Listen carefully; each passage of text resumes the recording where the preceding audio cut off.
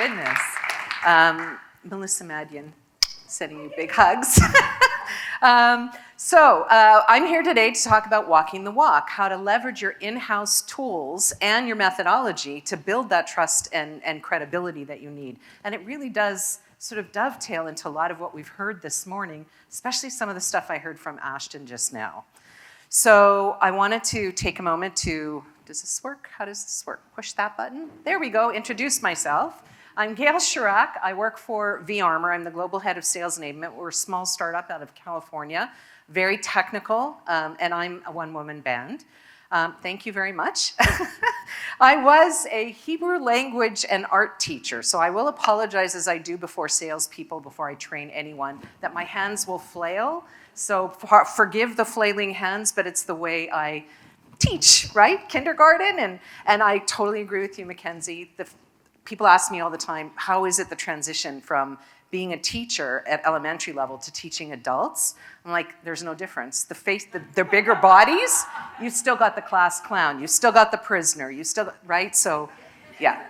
So that's my background. I retrained into technology, got an MCSE and an MCT. So I was a tech trainer for a while. Took my education skills and parlayed them over.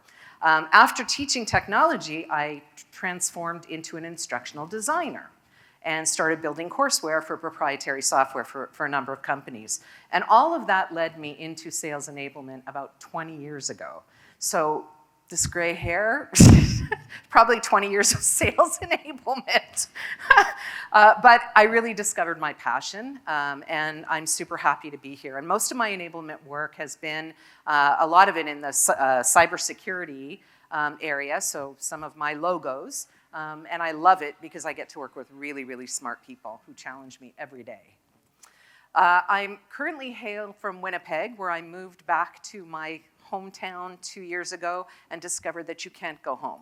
I'm there for a purpose. I'm taking care of my now aging dad. When that is no more necessary, I will be back in my home of Toronto. So what I want to first, and this is my community. So one thing I will say is years ago, there was a post from Scott Santucci from The Forester. He was an enablement practitioner specialist. And he put a post out on LinkedIn saying, does anyone want to go for dinner? And this was in DC. So I sent someone on my team to go have dinner with them. And from that, organically started growing the Sales Enablement Society. And I saw Scott traveling all over the States. And I'm like, well, when are you coming to Toronto? When are you starting a chapter, Gail? I'm up for the challenge. So I literally went on LinkedIn and met some of these beautiful people by cold calling them to say, if I were to start a chapter, would you be interested?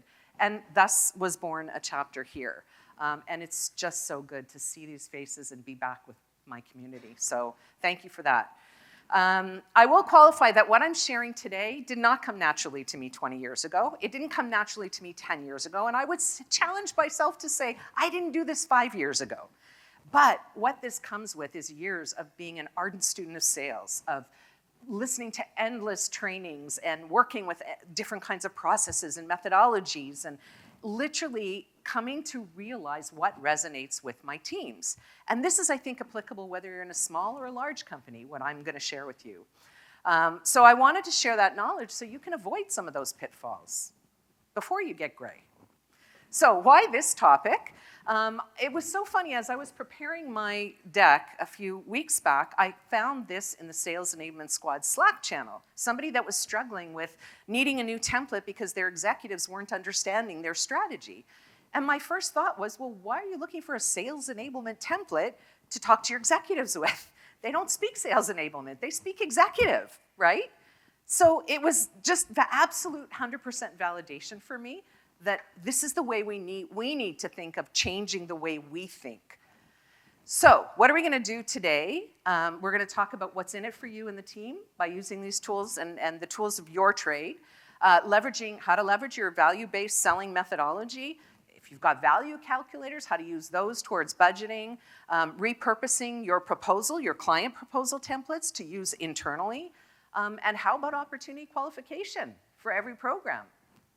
Think of this as a sales process. What we do is really not that much different. So I'm going to let this build for a second and share with you that I shared this with one of my sales leaders and said, does this accurately capture your day? And he just groaned and said, I think there's things missing. So this is our competition right here, right? And all of this doesn't account for family time or religious affiliation or organizational affiliation or even fitness. All of that's got to fit in. This is what we are competing against. So one thing we know we need to do is we need to get our message across. And we need to do it in a way, communicate in a way that our client is going to understand. So why walk the walk or walk the talk or talk the talk? Establish credibility and trust, right? Speaking your client's language, demonstrating that you know all of this education that we do of how to use the tools and why process is important. We're actually walking the walk with them, and that builds that credibility. They see that we're using these same tools day in and day out. So again, common language and selling value to them in the same way as we expect them to sell value to our clients. So change management is going to be a whole lot easier. You're going to increase your productivity. You won't have to go back to the drawing board with another sales enablement template to redo your presentation in a way that an executive will understand it. You'll be demonstrating the expected behaviors. You're walking the walk. Again, you're showing them, I'm doing the same thing you're doing. I'm going through the exact same selling process. And you'll build alignment on shared goals, most important. So I'm going to take a second to just review some basic assumptions that, again, this is like a sales process, so I'm going to assume that as enablers, you are doing your ongoing discovery with your sales teams. You're embedding yourself in team calls, in war rooms, in forecast calls. That's the way to gain that trust and credibility if you're not a quota-carrying bag person, right? So I'm with Ashton. I don't come from selling for quota, but I sell every day. It's what I do. Right? So again, 20 years and lots of gray hair. Now I know how to do this. I didn't know how to do this when I started out. There's no question. And make sure that you're working really closely with, if you're like me and you're all right brain and no left brain, make sure you're working closely with finance and sales ops to help get that data that's going to support all of these decisions. So those are my basic assumptions. So let's start with methodology and look at the principles of value selling, right? Doing your homework, don't jump in, you can look at these. I'm going to overlay, if you can share my next set of notes. Or so go back one. A few. Yeah, value selling, the value selling one. Yeah, perfect. So we're going to take a second to review the basic principles. What I want to do is overlay an enablement piece to each one of these. So knowing your audience and how they communicate, right? That's the do your homework part. Do a proper setup, making sure that you've got the necessary background and data to support what it is you're proposing.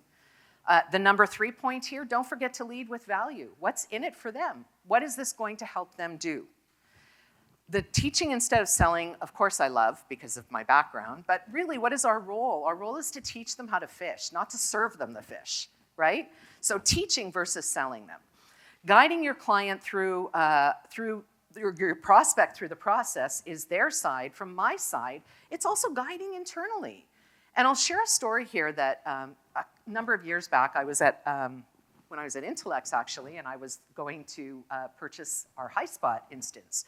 I'd gotten all of my budget, and I was speaking with a HighSpot guy, and he said, so what's your process for decision making? And I said, there is no process. I've got the money. I just pick what I want. And a VP whispered in my ear from behind me who was listening in on this conversation and said, Gail, it doesn't work that way. You're still going to have to justify this cost to the CFO. I'm like, oh, clearly I don't know the process. I was new to that company. I didn't know. Had he not prompted me, and I share this story often with salespeople to encourage them to make sure that the person on the other side that they're talking to knows what the process is. They could never potentially have bought software before. How do they know how this works? So we have to guide them through this process again.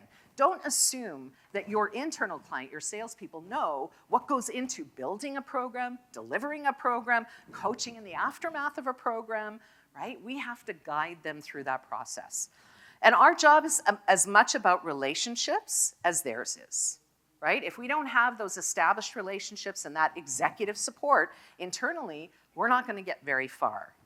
And bringing some external data. Again, add value at every interaction, bring some external data to share. There's Forrester, there's Gartner, there's Sales Enablement Pro, this SEC. We've seen so many surveys out there that we've all responded to. Bring them some data about how it's going at other places. Just like their customers want to know how they stack up against the competition, your internal stakeholders also want to understand how are we doing in enablement relative to the rest of the world. So that's the methodology high level. So I'm going to take my very bastardized version of force management. This is the very basic level. Force management's methodology talks about current state. So in the value-based selling world, we want our client to tell us these things. Our discovery is all about getting them to share with us in their own words and capturing that. What is the current state of the business? What negative impacts is that causing you? What does that nirvana look like when you get to your unicorn perfect state?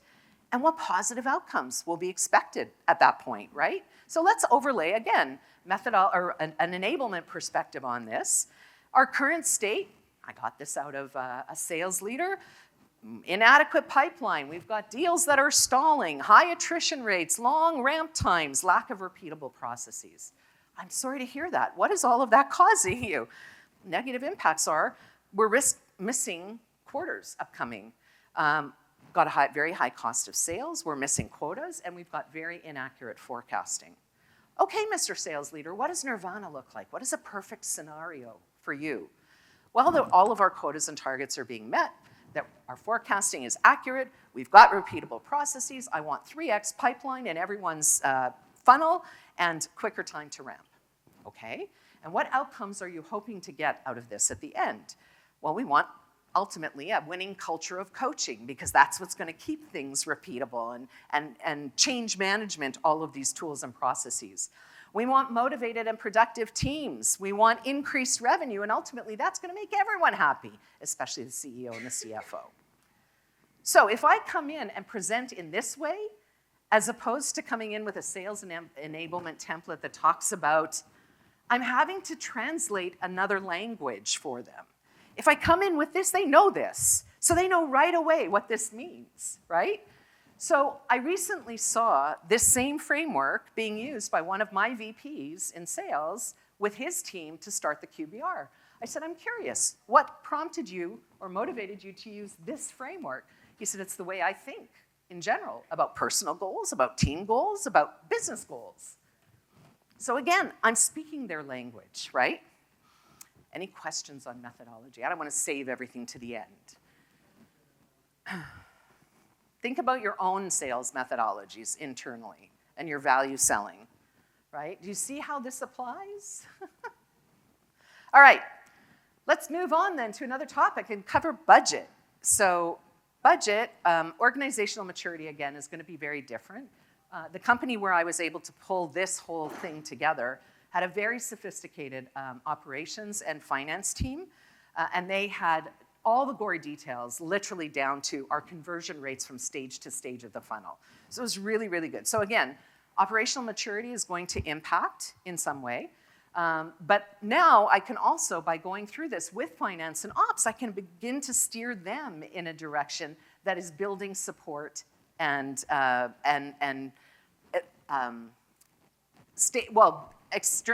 extended support for a program, not just the executive support. Now, I asked the same sales leader about the methodology. I asked him about if he had received a spreadsheet like this, what would he have done with it? He said, nothing. I wouldn't even opened it, right? This is my internal working process. I would never have flipped this over to the other side. So I had to find a way to dumb it down for them, right? Put it into something that they could understand. Again, here we go with the current state and the negative impact. So this format helped me simplify the spreadsheet into something that was more manageable and little small chunks that they could consume more readily. So again, I looked at the current state, new rep time to value, insufficient pipe. I talked about the negative impact of each one of those things. And then I went into root cause, which was really important for me to show them, how do I know this? It's not just that the data is showing this, but let's go and try to figure out what is the reason that these things are not working today? Because that's ultimately what's going to lead us to finding a solution for those opportunities or challenges. Now, you'll see in here that there's a whole bunch of like a list of program names. That doesn't mean anything to them. And I made this comment yesterday, and somebody really liked it. I said, they don't want to know how the bread is baked. They just want to eat the bread, right? Same way, people don't come in, and this is the old sales analogy, to buy a drill. They come in because they need a hole. And they come somewhere to find a tool that's going to help them make a hole. So it's the same thing here. They don't need to know the details. They just need to know that, and I'm going to include the detail because I want them to have access to it, but I'm going to put it in an appendix. Let them surface it if they want to, but I'm not going to overburden them with the details of the program. So this was an easy way to sort of simplify it and be able to present. But my boss at the time was the CEO, not the CRO. So I had to go to him and ask for budget, which was pretty scary. So again, I did my back channeling work. I went to other people. When you present, what is he like? How does he consume stuff, et cetera? And what I discovered is that he loved doing everything against the funnel. He wanted to understand how anything that we were going to do in this company was going to impact the funnel. And again, because of the sophistication of the data that we had, we were able to be really, really granular about all of our conversion rates from stage to stage. So I said, okay, here's the program. The investment that I'm asking for this program is $28,000. Here's the groups that it's going to target.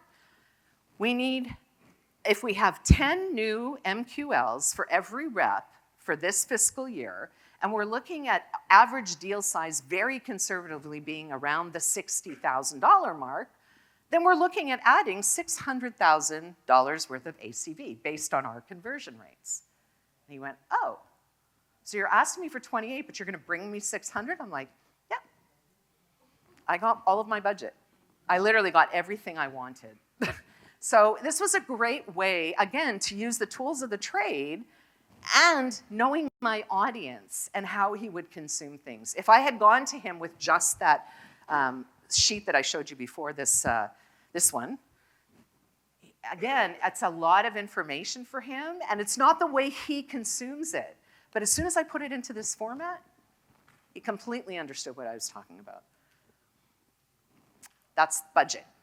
Any questions on budget? Let me move on. All right, validating. This is something that we ask our sales teams to do with every opportunity they have in the pipeline, right? We want validation. What validation? You want executive support. Do you know the decisions? Let's just look at MEDDIC. MEDDIC is a very common opportunity checklist, if you will. It's not a methodology. It's really an opportunity checklist to make sure that you're on track. Why aren't we doing this with our own programs? In the same way as we encourage them to do it, having those gut checks along the way is only going to help. So, metrics. What metrics are we going to align to? Having that settled in advance with your stakeholders and understanding all of that. Economic buyer. Who owns the budget? Who do I have to go to get that budget from? Who do I have to make that funnel presentation to, right? Decision criteria. Again, what factors are going to impact my executive sponsor from making a decision to give me money or not give me money? Decision process. Who am I going to have to defend? Again, my ask to, because it's not going to be one person. It's not going to be only my CRO. It's probably going to put me in front of the CFO. I'm sure there are going to be other people involved, like sales ops. Identifying the pain. What are the biggest issues we've uncovered? And are we meeting the need of addressing those issues? Champion. Do we have a champion for our program? I mean, when I'm interviewing for a role, I tell people, these programs are not mine. I'll build whatever you want, but the messaging comes from you, not from me, right? And again, I'll quote Siobhan Thatcher here, who I adore. We are responsible to, but not for. R2N4. We are responsible to, not for. We're responsible to educating. We're responsible for getting the information across the line, making sure the knowledge is in place, and building the tools to help the managers coach their people. Because at the end of the day, they own those sales teams, not us. So the ongoing change in behavior that they were looking for, they have to be active participants in.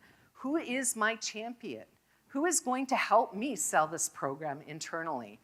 And what am I competing against for time, right? When I'm standing in front, again, I'll go back to that slide with the build of all of the other things on their plates. What am I vying for attention for? So, everybody see the application of MEDDIC? It's easy. How many people are doing this with your programs today? Busted. All right. I want to encourage you to use your MEDDIC. It's a great way to check in. All right, the big meat of this for me is really around the proposing. So in any good proposal, we know we've got to tell them what we're going to tell them, then we got to tell them, and then we got to tell them what we told them, right? So I think about this slide template, that this is our proposal template externally that through Value Lifecycle, a vendor that I've worked with a long time, who is my mentor into sales, put this together, and this is our external facing, this is our methodology of how we go to propose. So the front page talks about the problem that we're solving for. It doesn't say sales enablement program. Slide 1, outcomes that are important to the business. And again, this is your last opportunity for that discovery to say, have I missed anything? I'm validating here. Slide 2, what's important to the business? What's important to enablement on slide 3? Again, we've all heard, every one of us has talked about the importance of standing up for and putting a stake in the ground and saying, here's what we will do and here's what we won't do, right? Past value delivered, so important. We tell our people internally all the time, make sure that you talk about, bring back stuff from QBRs of what you've done. Prove that you've done something for them before of value. And finally, an options slide. And this, for me, is the money slide. And I'm going to show you this with an overlay of enablement. But I wanted to give you sort of the framework. And again, finally, summary, we're going to just tell them what we told them. So my front page doesn't say a sales enablement proposal. It tells them what I'm going to do. So based on my discussion, I'm going to increase outbound leads by whatever percent to create excitement, boost morale, reduce attrition, and increase revenue. That's a lot more appealing to them than sales enablement. You say sales enablement proposal on the front page and they all go, the eyes glass over, out come the phones, right? No, so this tells them what you're gonna do for them. So either a document or slides will work, but my encouragement to you, as I encourage sales teams, is when you're presenting, do it in person, as to the best of your ability, especially when it comes to things like asking for budget or big program proposals. Title this slide with the outcomes that they're expecting. Make it easy to understand. Be careful not to use any sales enablement acronyms like LMS. They don't know what an LMS is, nor do they care. That's part of the baking the bread, right? They don't want to know. So make sure, and we tend to, again, because we're so connected to each other and we're in our Slack channels and we're sharing information with each other, so we're always looking for the best templates to use, but we don't stop and take a step back and say, have I vetted this to make sure that there's nothing in here that somebody who's not in my world will not understand?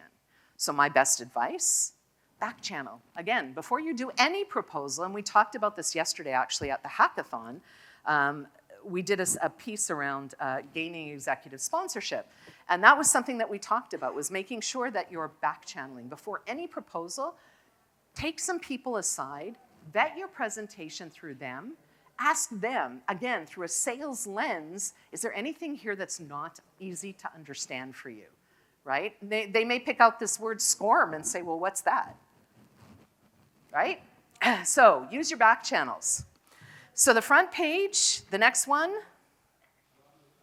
and again, remember, this is not I think the most important thing, this is not a presentation, it should be a dialogue. That's why this proposal. And when I work with sales teams to teach them how to use this proposal, that's exactly the discussion we have, is that this is about a discussion with the client, right? It's a last opportunity to get that last bit of discovery in too. So, page 2, what's important to the business in terms of outcomes? What are you looking to do? Well, Mr. Sales Leader, what I heard, based on all my interviews with everyone and my deep discussions with you, was that we're looking to increase revenue, of course. We're looking to drive more productivity. You want to see the high cost of sales being reduced. You want to drive pipeline growth. You want to reduce attrition and develop a field management process. Now, this is a lot on one slide. I would normally keep it to I would try to condense this and maybe keep it to 2 or 3 items, because too much, we're getting too deep. Present humbly, right? I'm not telling you, I'm asking you. And the last question at the end of this is there anything else? What have I missed? Right? Exactly like a sales process, exactly as if we're working with an external client. Mr. Klein, is there anything I've forgotten? Second slide, what's important to the business? This is where I've now taken those outcomes and I've mapped them across a grid, and now I'm going to bring those programs in and I'm going to show them where each program that I talked about or will be talking about is going to hit. Which outcome? So again, it helps them look at things and say, okay, if I do this, but I don't do that, then okay, I may not hit this goal, right? And the ultimate is, of course, to look at where all of the arrows are most aligning and say, all right, I want the program that's going to give me the highest value, that's going to hit every one of my outcomes. And if there's limited budget, that's probably how they're going to make that decision. So what's important to the business, followed by what's important to enablement. Mr. Sales Leader, I'm looking for your executive sponsorship. This can't be a Gale program. This has to be a CRO program. I will build you. I will write the email for you, ghost write it for you, but it has to come from your inbox, not from me. Management coaching. Again, I am responsible to you guys. I am not responsible for you guys. I promise you, I will build you a coaching package so that you know how to tackle this program. I will expose management to the program in advance so they can ask questions and talk about things. But at the end of the day, I want you to acknowledge that it's their responsibility to do this coaching, right? That's important to me. Revenue attribution. We always ask after the fact, well, how can we tie this back to revenue? Try to get that in advance. Try to get that buy-in in advance and say, look, if we facilitate this program and 2 months from now, we've seen the pipeline go up by 200,000 K towards that 6,000 we were aiming for, will you give credit to Enablement for having contributed to that? That's important. It's important to get that buy-in in advance, because we're always looking in the rearview mirror going, why didn't they support me? How come marketing gets all the credit and we don't get any? We're so much in the background sometimes. And sales ops and analysis and dashboard. This is what's important. I'm also going to need a lot of help from the sales ops team to help me put together the right dashboards to measure the ongoing efficacy of this program. It's important to talk about what's important to you too. And we tell clients to do this, or our internal sales team to do this with their clients as well. When you're creating a deal, it's got to be the right deal for both sides. There's got to be a time where I know when to walk away from that deal, right? So we have to make sure that it works for both of us and not just one. Next one, past value delivered. I'm going to tell them about a program that I drove. I'm going to remind them about a program that I drove. Now, if you're a sales leader, talking to a sales leader at your company and you've got a past program that you've done with them, then bring that up and share the results to remind them that you've done this before, you know what you're doing. At the end of the day, we're diagnosticians, right? We're looking at all of this data, we're looking into funnels and pipelines and behaviors and activities and trying to determine where the gaps are, and then prescribing something to fill those gaps. So show them that you've been a doctor before, you've done this before. And if it's a new company and you haven't got any previous success with them, bring in a program that you've done for another company. There's no harm in that. So, remember when I drove that program, Mr. Sales Leader, over Q2 and Q3, where we had 26 stalled deals that were worth $24 million in the pipeline, and we built out this whole coaching program, and we helped the managers learn how to properly coach, and we invested $250,000 in that program. But here were the results. Those 26 deals all closed within 2 quarters for $54 million actualized revenue. So the deals grew and the deal velocity grew. Actualized revenue was $54 million, and the best part was the outcome of all of that was that sales leaders recognized that they were missing a piece in their process. And many of them started to build a cadence around war rooms.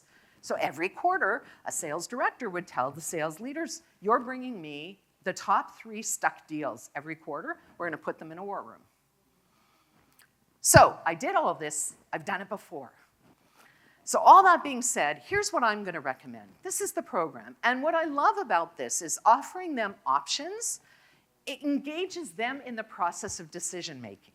So I'm not coming to him saying, I want $20,000 to run this program. I'm coming to him saying, look, I can meet the existing budget and deliver this program, Fill the Funnel, for $4,000. That's the budget that I have currently.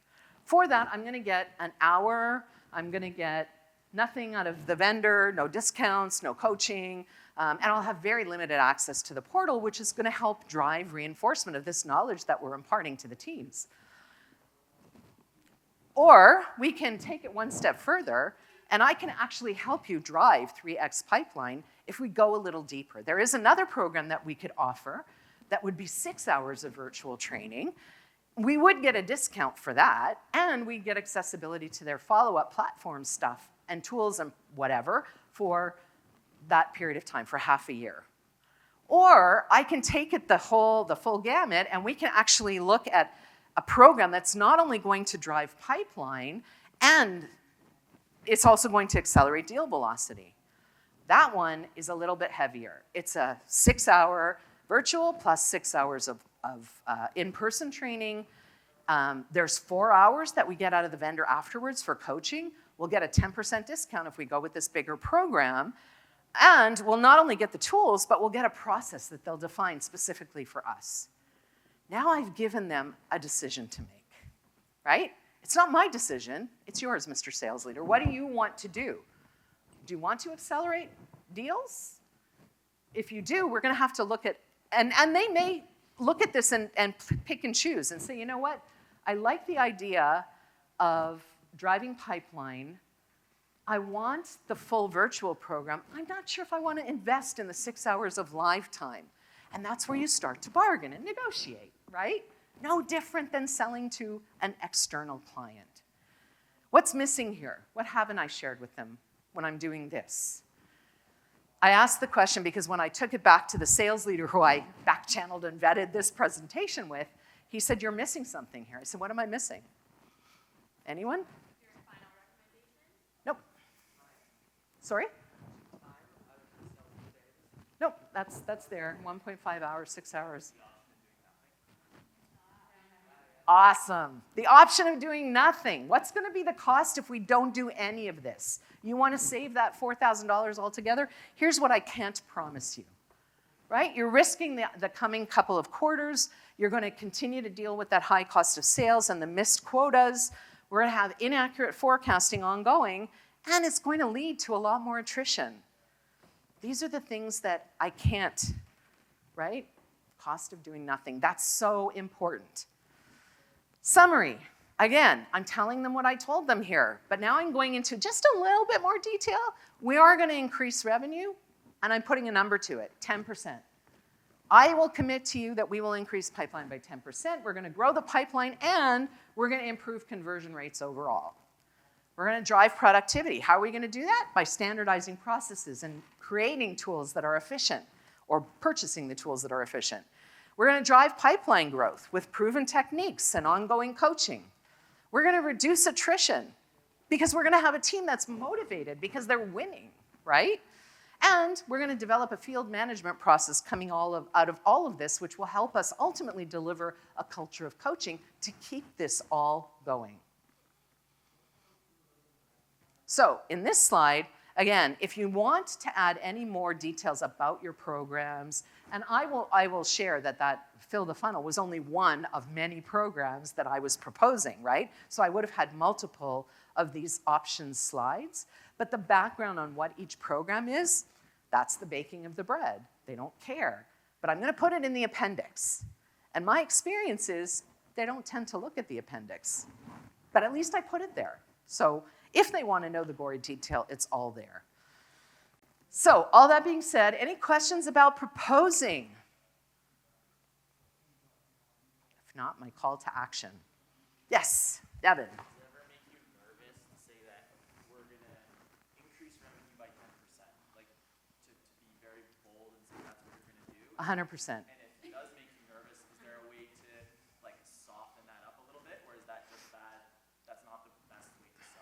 So my question is, how would you, let me send it back to you guys to say, how would you quantify how much you can do? How would you go about quantifying that? Right? Well, how did I come to my 10% there? I didn't randomly choose 10%.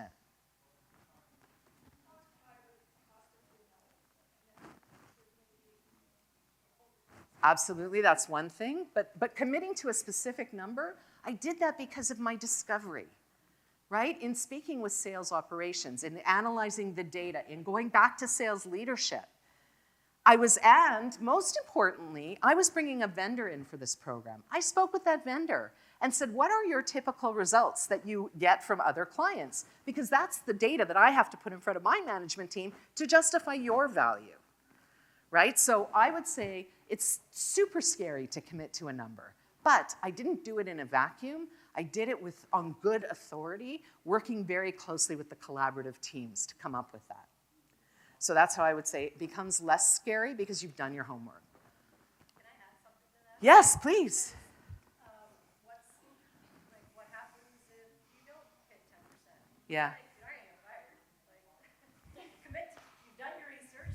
Commit to it. Most sales leaders commit to a number. Exactly. Don't get it. Exactly. What happens to them when they don't hit their number? So yes. They can appreciate that you've done your research. Exactly. And they're probably going to ask me, where'd that number come from? Gail, why 10%? I would also encourage you not to use numbers like even numbers. I might have said 8%. I'm going to help increase pipeline by 8%. Because when you give a rounded out number, just like when we do it for external clients, they kind of go, you padded this a little bit, right? But when you take away a bunch of the zeros and put some actual numbers, digits in there, it really becomes different. So, yes?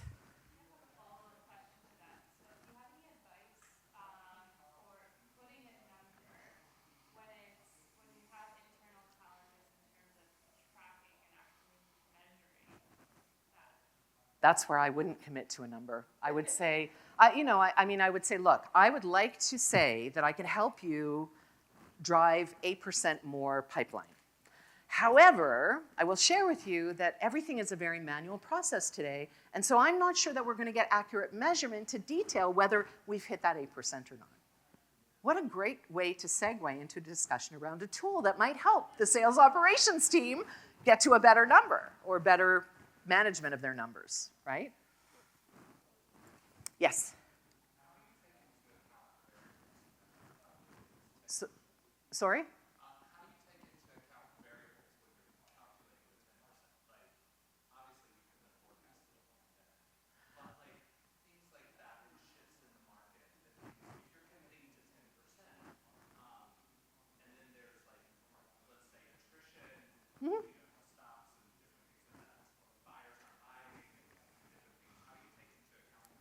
So who else took part in making the decision about that 10%? Sales leadership? And if I'm not going to hit that 10%, they're probably not going to hit their number either, right? So again, it goes back to what Melissa shared, which is that sometimes we miss these things.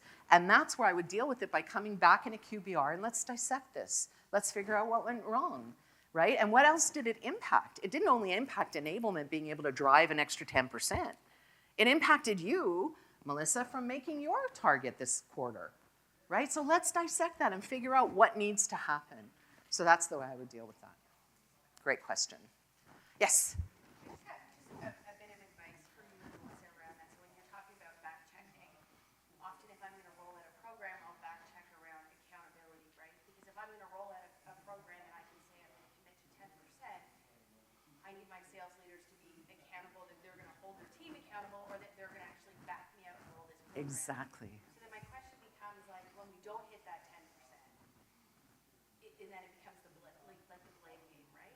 And so I feel like just advice on that. That's been a big thing for me is, I can drive it to the best of my ability, but I can't be accountable for all of your salespeople for not. Well, and I think that's where. How does that conversation go? Because I find it's often, like it's marketing or it's enablement's fault. Well, and I think that goes back to having those discussions, having that medic process all the way through your program, right? And checking it as you're going through and nailing those things before it becomes the, oops, I missed it. right? And start to dig in and find out, watch the progress as you're going along and say, all right, we're really, really slow in the first month. We're only hitting 3%. I've only got 2 more months to get to that 10. What do I need to do to get there? What's not going right? And calling out the managers outright, right? There were processes that we put in place in order for this to work. Your team isn't following that through. If they're not following that through, we're not going to, as a team, hit that extra 10%, right? Because that's not my goal, that's the goal that was set for us. Yes?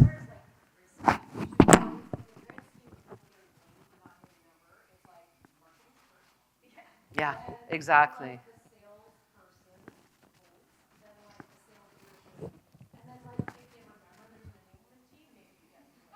Yeah. There's like zero risk in committing to any kind of number. Yeah. If you've done your research right. Exactly. And I'm finding the difference. I'm finding them, they're compiling us in with marketing, like right up there. With enablement's right up there? In the blame game, yeah. In the blame game.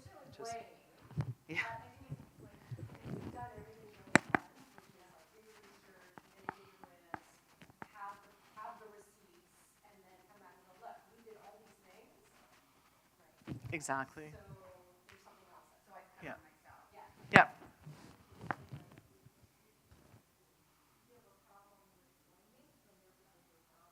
Yeah, exactly, exactly. So my calls to action here, guys, are just look at your own tools, figure out how you can massage your content into those tools, do your homework, make sure that you're going at every step and doing your check-ins, and validate your programs at every stage so that you're not left in a situation where at the end of the quarter you're going, oops, what happened, right? Make sure you're managing it all the way through. And that's it for me.